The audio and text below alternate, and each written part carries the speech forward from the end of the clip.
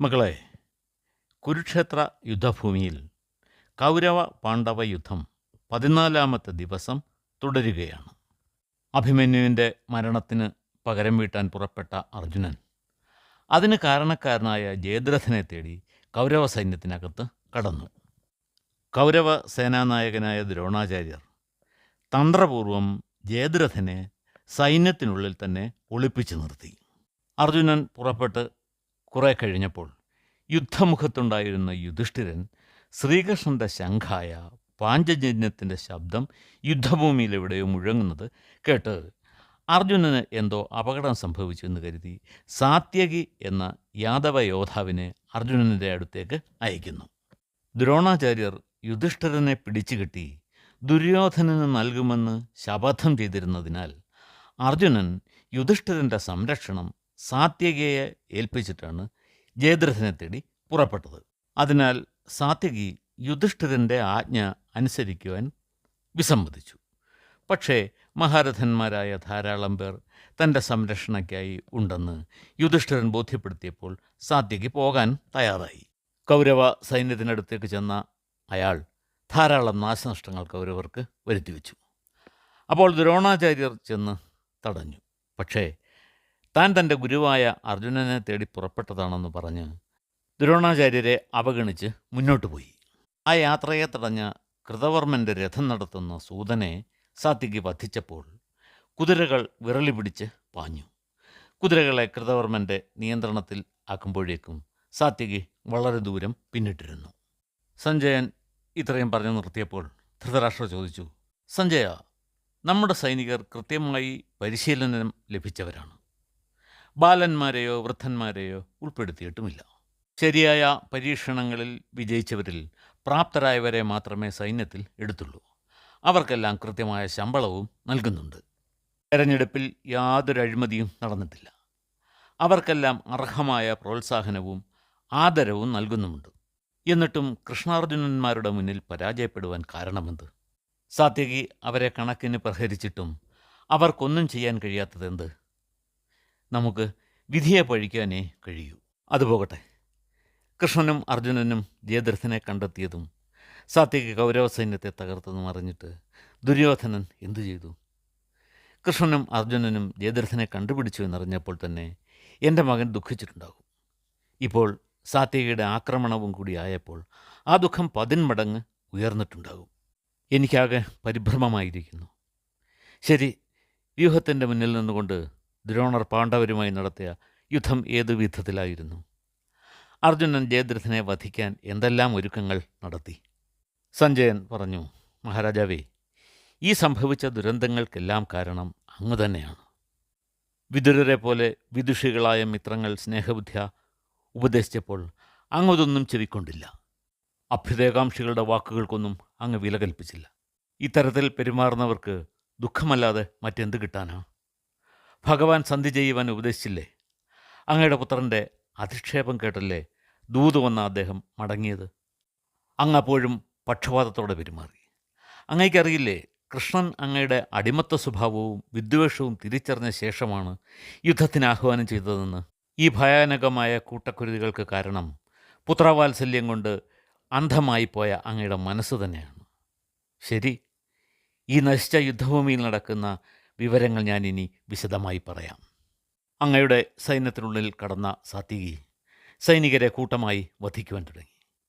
ഇതേ സമയം വ്യൂഹമുഖത്ത് ഭീമൻ മുതലായ വീരന്മാരും ശക്തമായ യുദ്ധം തുടർന്നു. കൃതവർമ്മൻ ഒറ്റയ്ക്ക് വന്ന് അവരെയെല്ലാം തടഞ്ഞു. പാണ്ഡവർ ഒറ്റക്കെട്ടായി ശ്രമിച്ചിട്ടും അയാളെ തടഞ്ഞു നിർത്താൻ പറ്റിയില്ല. ഭീമന് പലതവണ ശരങ്ങളിൽ നിന്നും മുറിവുകളുണ്ടായി. ഒരിക്കൽ ഭീമൻ സ്തബ്ധനായി നിന്നുപോയി. അത്ര ശക്തമായിരുന്നു കൃതവർമ്മൻ്റെ ശരശക്തി. ഉണർന്നെഴുന്നേറ്റ ഭീമൻ വീണ്ടും യുദ്ധം തുടർന്നു. ഭീമൻ്റെ ശരങ്ങളേറ്റ കൃതവർമ്മൻ്റെ ശരീരത്തിൽ പലയിടത്തു നിന്നും രക്തപ്രവാഹമുണ്ടായി. കൃതവർമ്മൻ്റെ ശരമേറ്റ് ശിഖണ്ഡിയുടെ വില്ല് തകർന്നു. വാളും പരിചയവുമായി ശിഖണ്ഡി വീണ്ടും എത്തി. ആ വാൾ ശിഖണ്ഡി കൃതവർമ്മൻ്റെ നേർക്ക് ചുഴറ്റി എറിഞ്ഞു. അതേറ്റ് അയാളുടെ വില്ല് തകർന്നു. മറ്റൊരു വില്ലെടുത്ത് കൃതവർമ്മൻ ശിഖണ്ഡിയെയും പാണ്ഡവരെയും ആക്രമിക്കാൻ ആരംഭിച്ചു. ആ വില്ലിൽ നിന്നും പുറപ്പെട്ട ഒരു ശരമേറ്റ് ശിഖണ്ഡി ബോധമറ്റ് വീണു. ഗുരുതരാവസ്ഥ മനസ്സിലാക്കിയ സാരഥി ശിഖണ്ഡിയെ ദൂരേക്ക് അകറ്റിക്കൊണ്ടുപോയി. ശിഖണ്ഡിയുടെ അവസ്ഥ കണ്ട് രോഷാകുലരായ പാണ്ഡവർ കൃതവർമ്മനെ നാലുപാട് നിന്നും ആക്രമിച്ചു. പക്ഷേ അതുകൊണ്ടൊന്നും കൃതവർമ്മനെ തളർത്താൻ ശത്രുക്കൾക്ക് കഴിഞ്ഞില്ല. ഇത് മനസ്സിലാക്കിയ പാണ്ഡവർ ഓരോരുത്തരായി ഒഴിഞ്ഞു പോകുവാൻ തുടങ്ങി. മഹാരാജാവേ, പാണ്ഡവർ ഒഴിഞ്ഞു പോകുന്നത് കണ്ടപ്പോൾ സാത്യകി എവിടെ നിന്നോ എത്തി കൃതവർമ്മനെ എതിർത്തു. ആ ആക്രമണത്തിൽ കൃതവർമ്മൻ്റെ വില്ല് തകരുകയും സാരഥിക്കും അംഗരക്ഷകർക്കും പരുക്ക് പറ്റുകയും ചെയ്തു. ഒപ്പം കുതിരകൾ ചത്തുവീഴുകയും ചെയ്തു. സാത്യകിയുടെ യുദ്ധവൈഭവം കണ്ട് കൗരവസൈന്യം ചിതറിയോടി. അപ്പോൾ സാത്യകി ഗജസേനയുടെ നേർക്ക് തിരിഞ്ഞു. കുറേ ആനകൾ ആക്രമണത്തിൽ മസ്തകം പിളർന്ന് ചത്തുവീണു. ആനയെ നയിച്ചിരുന്ന ധാരാളം പാപ്പാന്മാർക്കും കാലഗതി പോകേണ്ടി വന്നു. ഭയന്ന ആനകൾ ചിഹ്നം വിളിച്ചുകൊണ്ട് സൈനികരെ ചവിട്ടി മെതിച്ച് നാലുപാടും ഓടി. അപ്പോൾ കരുത്തനായ ജലസന്ധി ഗജാരൂഢനായി വന്നെത്തി സാത്യകയോട് എതിർത്തു. ആ ആക്രമണം സാത്യകി പ്രതീക്ഷിച്ചില്ല. പക്ഷേ ഉടൻ തന്നെ സാത്യകിയും ജലസന്ധിയും തമ്മിൽ ഏറ്റുമുട്ടി. ജലസന്ധി സാത്യകിയുടെ നേർക്ക് പ്രയോഗിച്ച ശരങ്ങളേറ്റ് വളരെയേറെ വലിയ മുറിവുകൾ ഉണ്ടായി. വീരനായ സാത്യകി പക്ഷേ ഉറച്ചു നിന്നു. സാത്യകിയുടെ ശരങ്ങളേറ്റ് ജലസന്ധിയുടെ മാറിലും വലിയ മുറിവുകൾ ഉണ്ടായി. ഉടൻ തന്നെ അയാൾ വാൾ ചുഴറ്റിക്കൊണ്ട് സാത്യകിയെ നേരിട്ടു. ആ വാൾ ജലസന്ധി സാത്യകിയെ ലക്ഷ്യമാക്കി എറിഞ്ഞു. അത് സാത്യകിയുടെ വില്ല് തകർത്തു. മറ്റൊരു വില്ലുമായി സാത്യകി യുദ്ധം തുടർന്നു. ആ വില്ലിൽ നിന്നും പുറപ്പെട്ട 3 അസ്ത്രങ്ങളേറ്റ് ജലസന്ധിയുടെ 2 കൈകളും ശിരസും അറ്റുവീണു. രാജാവേ, ആ മരണം കൗരവർക്ക് വലിയൊരു നഷ്ടമായിരുന്നു. അവരെല്ലാം വളരെയേറെ ദുഃഖിച്ചു. ഇത് കണ്ട് കൗരവ സൈന്യം പിന്തിരിഞ്ഞോടാൻ തുടങ്ങി. അപ്പോൾ ദ്രോണർ, ദുശാസനൻ, ദുർമർഷണൻ, വികർണൻ, ദുസ്സഹൻ, ദുർമുഖൻ, ചിത്രസേനൻ തുടങ്ങിയവരെയും കൂട്ടിക്കൊണ്ടുവന്ന് സാത്യകിയെ ആക്രമിക്കുവാൻ തുടങ്ങി. ഒട്ടും പിന്തിരിയാതെ സാത്യകി ഓരോരുത്തരോടും ഏറ്റുമുട്ടി. ഒടുവിൽ അയാൾ ദുര്യോധനന് നേരെ തിരിഞ്ഞു. അപ്പോൾ അങ്ങയുടെ ബാക്കി പുത്രന്മാരെല്ലാം ദുര്യോധനെ സഹായിക്കുവാനായി വന്നെത്തിച്ചേർന്നു. പക്ഷേ സാത്യകിയെ നേരിടാൻ അവർ പാടുപെടുകയായിരുന്നു. അയാളുടെ ശരങ്ങളേറ്റ് ദുര്യോധനൻ്റെ രഥധ്വജം ഒടിഞ്ഞു വീഴുകയും സാരഥി മരിക്കുകയും കുതിരകൾ ചത്തുവീഴുകയും ചെയ്തു. അങ്ങയുടെ മകൻ ചിത്രസേനൻ്റെ രഥത്തിൽ കയറി രക്ഷപ്പെട്ടു. ഇത് കൗരവർക്കിടയിൽ വലിയ നിരാശ പടർത്തി. ദുര്യോധനൻ്റെ പലായനം കണ്ട് കൃതവർമ്മൻ വീണ്ടും സാത്യകിയുടെ മുന്നിലെത്തി യുദ്ധം ചെയ്യാൻ തുടങ്ങി. കൃതവർമ്മൻ്റെ ശരങ്ങൾ തീക്ഷ്ണമായിരുന്നു. അവയേറ്റ് സാത്യകിക്ക് വീണ്ടും മുറിവ് പറ്റി. അല്പം തളർന്നു പോയെങ്കിലും സാത്യകി ശക്തിയോടെ തിരിച്ചടിച്ചു. ശരമരികളാൽ കൃതവർമ്മൻ്റെ കുതിരകളെയും സാരഥിയെയും സാത്യകി മുറിവേൽപ്പിച്ചു. പിന്നെ ഒരസ്ത്രത്താൽ കൃതവർമ്മൻ്റെ മാറിടത്തിലും മുറിവുണ്ടാക്കി. രക്തം വാർന്നൊലിക്കുന്ന നിലയിൽ കൃതവർമ്മൻ സ്വന്തം രഥത്തിൽ തളർന്നിരുന്നു. കൃതവർമ്മൻ്റെ അവസ്ഥ കണ്ട് ദ്രോണർ സാത്യകിയോട് ഏറ്റുമുട്ടാൻ തുടങ്ങി. ആചാര്യൻ്റെ 3 ബാണങ്ങൾ സാത്യകിയുടെ നെറ്റിയിൽ മുറിവേൽപ്പിച്ചു.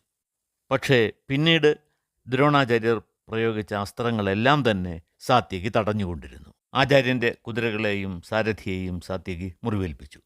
അതേപോലെ ആചാര്യൻ സാത്യകിയുടെ രഥധ്വജം തകർത്തു. അപ്പോൾ സാത്യകി ഒരു ശരം പ്രയോഗിച്ച് ദ്രോണരുടെ വലതുഭുജത്തിൽ മുറിവുണ്ടാക്കി. അസഹ്യമായ വേദനയോടെ ദ്രോണർ ഒരു ശരം അയച്ചു. അതേറ്റ് സാത്യകിയുടെ വില്ല് തകർന്നു വീണു. സാത്യകി ഒരു ഗദ ചുഴറ്റി ആചാര്യന് നേരെ എറിഞ്ഞു. പക്ഷേ ആ ഗദ ദ്രോണർ ഇടയ്ക്ക് വെച്ച് തന്നെ തകർത്തു. മറ്റൊരു ശരം പ്രയോഗിച്ച് സാത്യകിയുടെ സാരഥിയെ ദ്രോണർ മുറിവേൽപ്പിച്ചു. അപ്പോൾ സാത്യകി സ്വയം തേരിൻ്റെ നിയന്ത്രണം ഏറ്റെടുത്തു. കുതിരകളുടെ നിയന്ത്രണത്തിനിടയിലും സാത്യകി ശരം അയച്ചുകൊണ്ടിരുന്നു. സാത്യകിയുടെ ശരമേറ്റ് ദ്രോണരുടെ കുതിരകൾ യുദ്ധക്കളത്തിൽ വട്ടം ചുറ്റി ഓടാൻ തുടങ്ങി. ഇത് കണ്ട് കൗരവപക്ഷത്തെ രാജാക്കന്മാർ പരിഭ്രാന്തരായി. നിയന്ത്രണം നഷ്ടപ്പെട്ട് ചുറ്റിത്തിരിഞ്ഞ ദ്രോണരുടെ രഥം ഒടുവിൽ വ്യൂഹത്തിൻ്റെ മുൻപന്തിയിലെത്തി നിന്നു. തല ഉയർത്തി നോക്കിയ ആചാര്യൻ തകർന്നുപോയി. പാണ്ഡവരും പാഞ്ചാലരും ചേർന്ന് താൻ പടുത്തുയർത്തിയ വ്യൂഹം തകർത്ത് നാമാവശേഷമാക്കിയിരിക്കുന്നു. ഒരൽപ്പം ആത്മബലം വീണ്ടെടുത്ത ആചാര്യന് തകർന്നുപോയ സൈനിക വ്യൂഹം നേരെയാക്കാൻ വളരെയേറെ പണിപ്പെടേണ്ടി വന്നു.